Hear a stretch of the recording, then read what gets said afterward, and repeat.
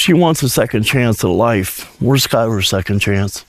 Skylar didn't get one. She shouldn't get one either. She got second-degree murder because she's a rat. Ask yourself, can you truly trust your best friend? Can you trust the person who laughs with you, sleeps over at your house, and even cries with your mother while you're missing? On July 6th, 2012, Skylar Neese did what any teenager would do. She snuck out of her window at midnight for a joyride. She had no idea. She was walking into her own execution. She was found stabbed 50 times. But it wasn't a stranger in the woods. It was her two best friends. Their reason?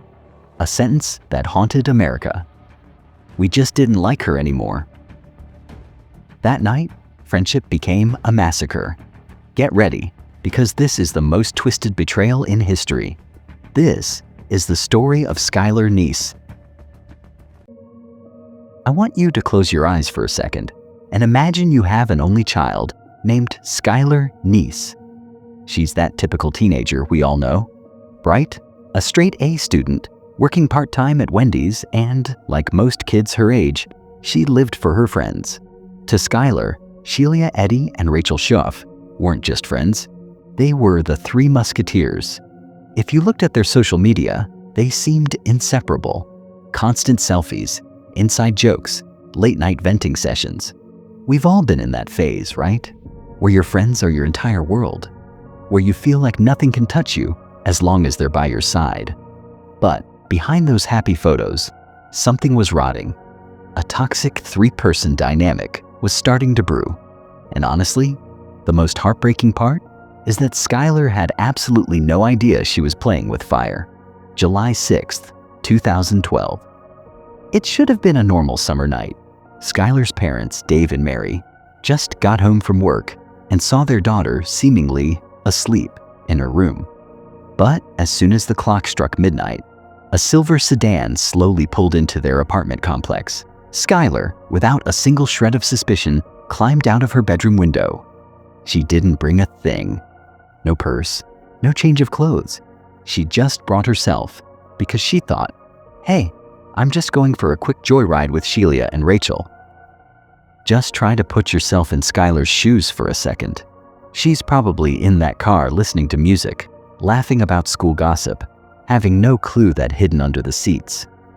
Sheila and Rachel had already packed kitchen knives and towels. The next morning, Dave wakes up to find his daughter's room empty. The window is wide open.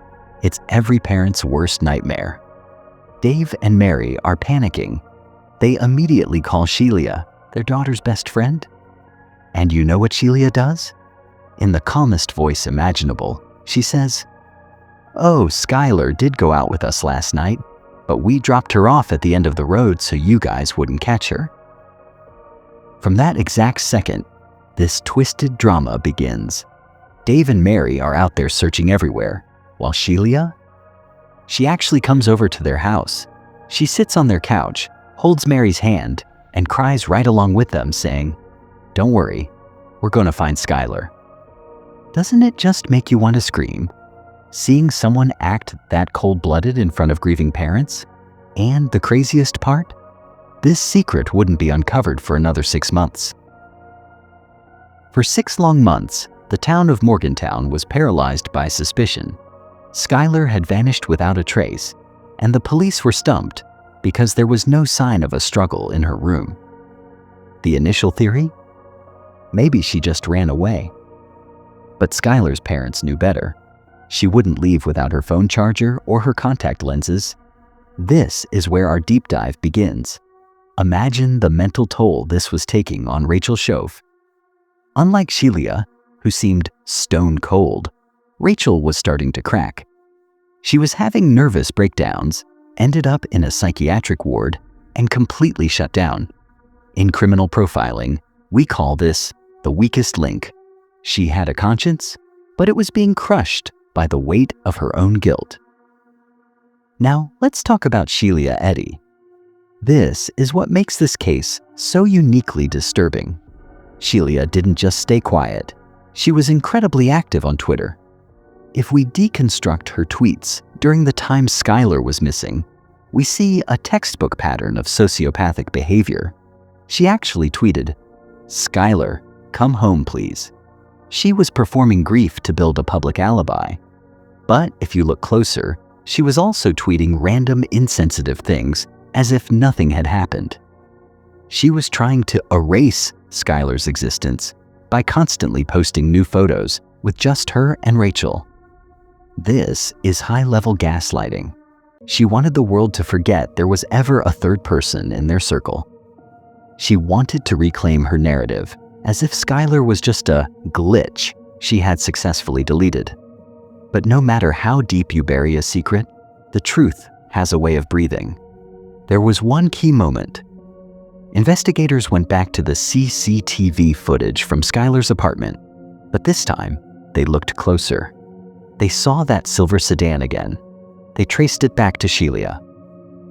And here is the most mind-blowing part.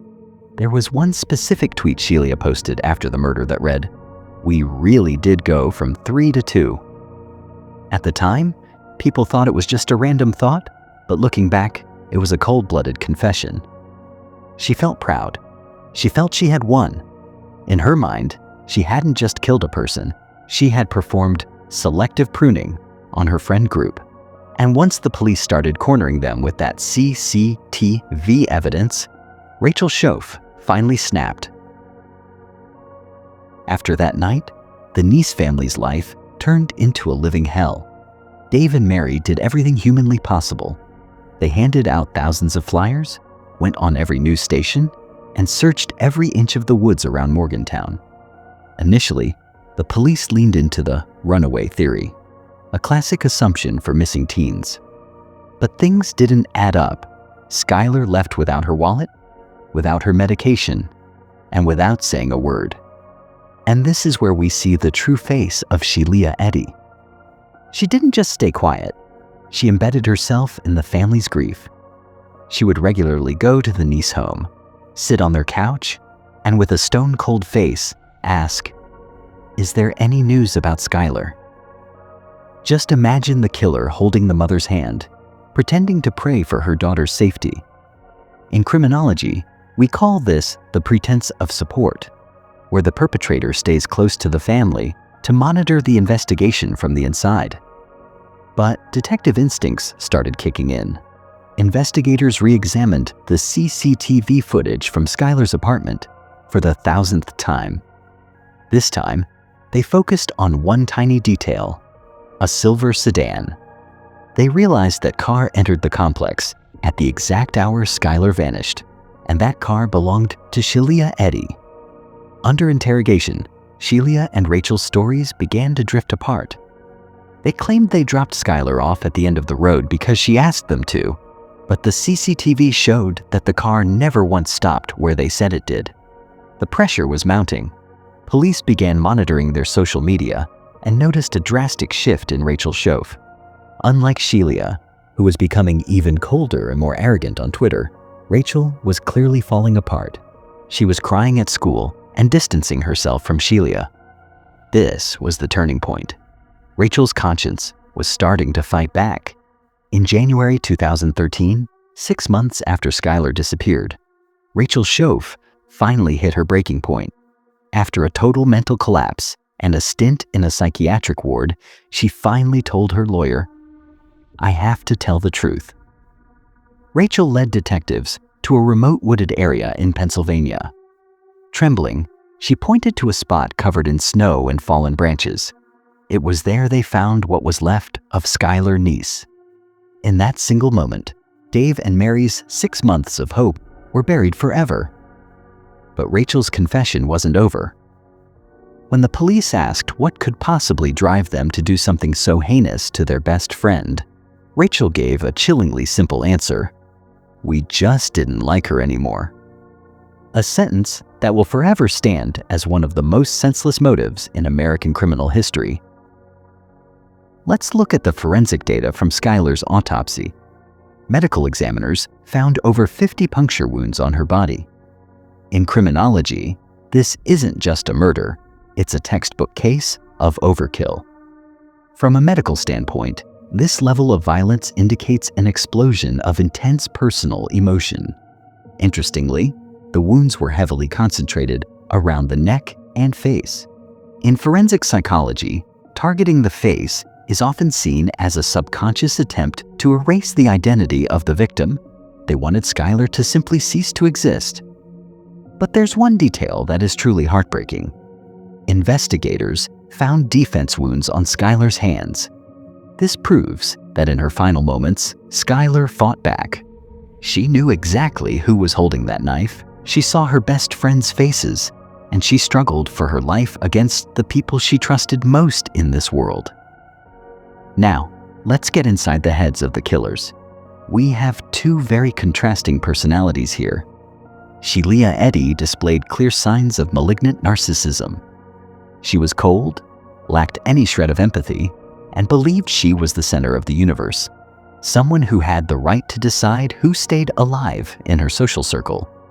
To Shelia, Skylar was just an object she no longer wanted. Then we have Rachel Schoaf. Rachel was the follower.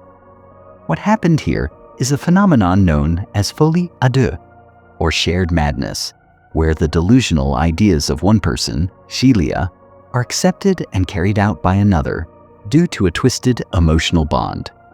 Rachel actually had a conscience. That's why she suffered a mental collapse after the event. But on that night, her insane loyalty to Shelia overrode her common sense. She was trapped in a toxic group dynamic where killing her best friend was seen as the ultimate proof of devotion. Another chilling aspect of this case is the level of premeditated murder. This wasn't a crime of passion. They packed kitchen knives, towels to clean the blood, and a change of clothes. They had their alibi scenario ready before Skylar even stepped into the car. The most disturbing part is how Shelia continued to interact on social media afterward, as if nothing had happened. She used Twitter as a mask to manipulate public opinion. In behavioral analysis, this shows an absolute moral void. She didn't feel guilt. She felt victorious because she managed to fool the world for 6 months. This wasn't a sudden mental break. It was the cold, calculated result of a teenager who believed she was above the law. After that devastating confession, justice finally arrived, though it felt incredibly bitter. Shelia Eddy was sentenced to life in prison, while Rachel Schoaf received 30 years. But for Dave and Mary Neese, no amount of time behind bars could ever bring back their only daughter. The only light in this overwhelming darkness was the creation of Skylar's Law. Thanks to the relentless fight of Skylar's parents, police in West Virginia no longer have to wait 24 hours to begin searching for a missing child. This legislative change has already saved countless young lives across America, ensuring that no other parent has to wait in agonizing uncertainty while danger lurks just out of sight. This story is a haunting wake-up call for parents, especially in this era of manipulative social media. My message to you is simple: trust your gut. If you notice a drastic shift in your child's friend group, or if they start feeling isolated in a 3-person dynamic, don't dismiss it as typical teenage drama. In America, the pressure to be accepted can drive teenagers to do unthinkable things in the name of misplaced loyalty. Look out for signs of gaslighting or subtle bullying on social media. Skylar often poured her heart out on Twitter before that night, but her voice was buried in the digital noise. Don't let a phone screen become a wall between you and your child's reality. Because, as we learned today at the Bone Library, sometimes the most dangerous monsters aren't strangers in the street. They're the ones we call best friends. Thank you for joining me for this deep dive into such a heartbreaking case. Skylar Neese may be gone, but her story lives on as a warning to us all to look closer at who we trust. Make sure to subscribe to the Bone Library so you don't miss any more fragments of dark history. Leave your thoughts in the comments below. Do you think our legal system does enough to protect teens from peer-on-peer violence? I'll see you in the next case. Stay vigilant and look closer.